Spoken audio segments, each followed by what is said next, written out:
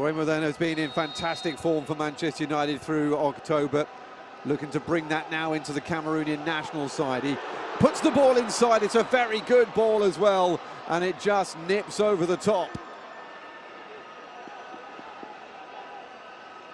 Well, it's Nyong who's getting back up off the ground. It's a terrific delivery. If that ball had carried on through, then there was a great opportunity for Michael Ngado, who's been struggling of late in the English Premier League. New signing for them as well since coming in from the Italian side, Hellas Verona. Decent ball across to the other side, and it's over the top.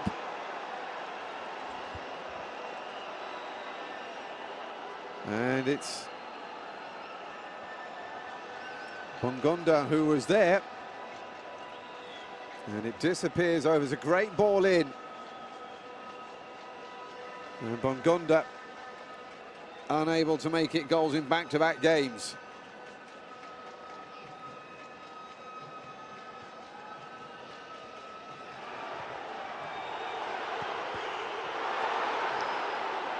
He scored in a 4-1 win over Cap Verde when things were going much better for Cameroon at the beginning of the campaign.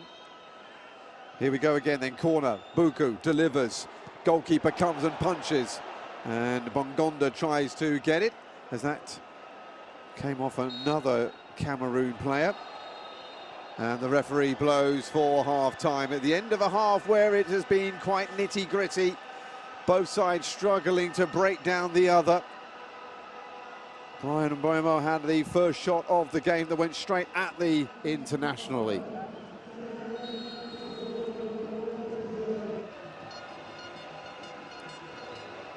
Finally, Cameroon managed to get their foot on the ball and try the quick counter-attack. They didn't score from a counter-attack during the group stage, and they're not going to score from one here either. Bryan Mbeumo racing into the penalty area, but Carl Nyong not quite sure whether he was going for the shot or the cross here. In the event, he got neither of them right. Bakambu. So spread to the other side.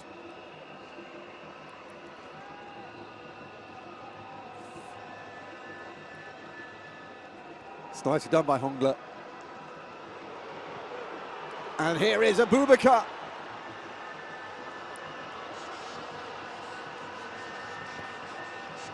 Recently passed the great Roger Milla to go second in the all-time Cameroonian international ranks for scorers. Lift his flag or even hint that he was going to. Cameroon come forward once more. Hongla. Poor ball. However, Mbeumo is going to get there. Just slightly overran it, and there was a little bit of indecision between him and his teammate. And down goes Aaron Wan-Bissaka and into the book. There goes Nuhu.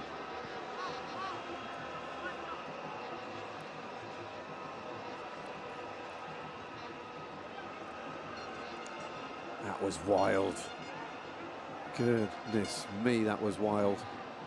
Be a good time for him to display his wares.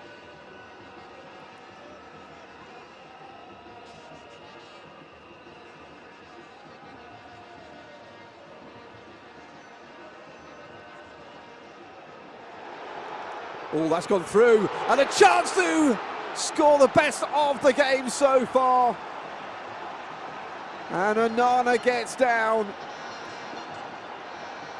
Well, if you had one man in this Democratic Republic of Congo team that you would want a chance like this to fall to, it is Cedric Bakambu. But the 34-year-old unable to beat Onana. And he'll get it. Involved on both flanks, and Boubacar leaves the ball behind and is rolling around on the floor. I'm not quite sure why. I think he stood on the ball. Maybe he hurt himself when he came off the other side of it. However, Mbeumo comes through. Mbeumo! Just wide. from the in-form Cameroonian striker.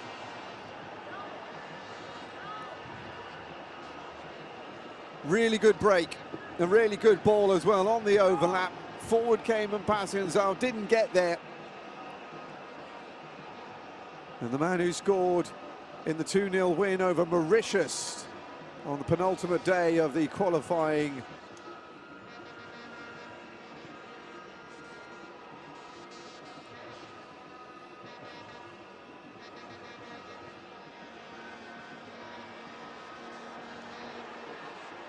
oh, here comes Cameroon, and over the top from the new man on, Bassagog.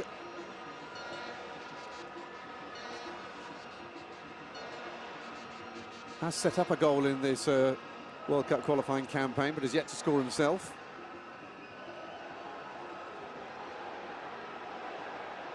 End-to-end suddenly, as we head into the last quarter of an hour. Andre Onana brought into action for the first time in a while from the new man who's just come on, Mayele.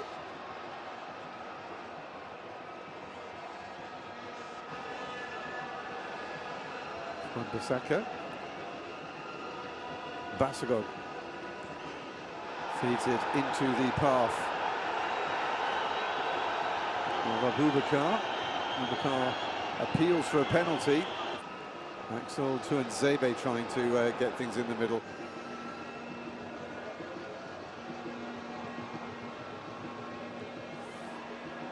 It's good. Nkudu feeds it out to a fellow substitute, Christian Bassagog. Oh, he's fed that in, and a chance here for Eto'o Nyong. Can't beat Lionel Mpassienzao, and he recycles quickly.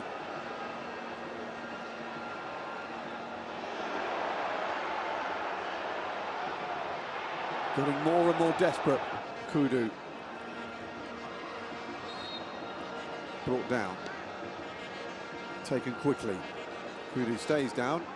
However, Christian Bassagog continues regardless. Trying to go past Edo Kayembe. Does well.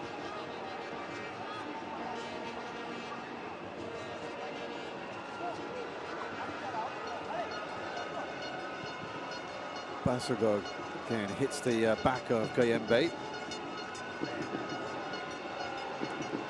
Kudu, dangerous ball in, very dangerous ball in, and it's that man again, Carl Eto'o Nyong, who is left disappointed.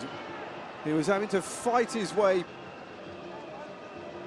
Now up against him. The man on the Democratic Republic of Congo side up against Jean-Charles Castelletto on Cameroon's. 5 minutes of time added on at the end of this 90 minutes. We're already in the first of them. Democratic Republic of Congo trying to find the winner. Decent ball in, and Nana needed to send it over the top for a corner kick. Haven't seen an awful lot so far from the substitute Sepenga since he came on. That wasn't too far away though. Had to make sure that Onana was sharp, having had an awful lot to do.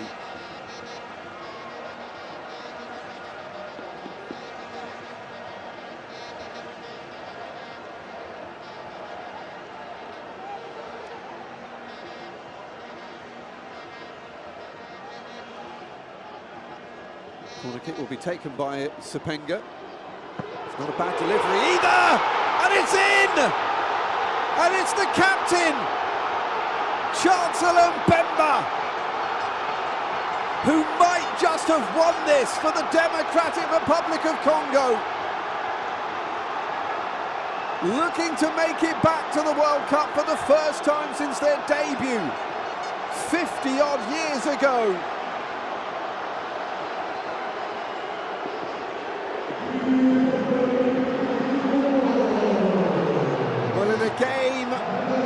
Chances, perhaps it was inevitable that an unusual score would come to the fore. The centre-back, the captain, at the back post. It's a poacher's finish from a central defender.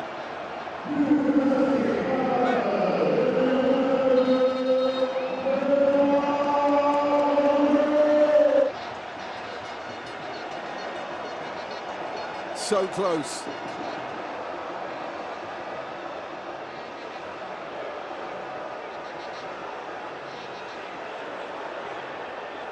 Sebastian Desailly can do no more. It bumps back in again, and it's into the arms of Lionel Mpacienzo. Michael Ngado with a rather tame header.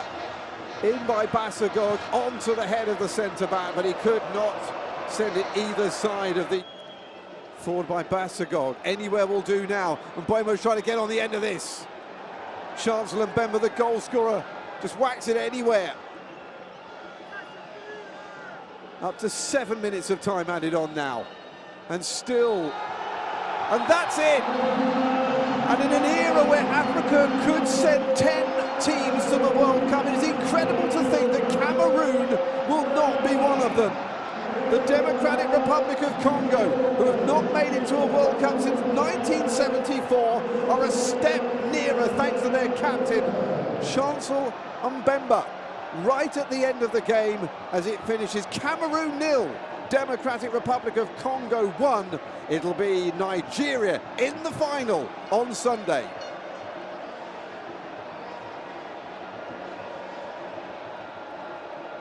The dream is over though for Cameroon.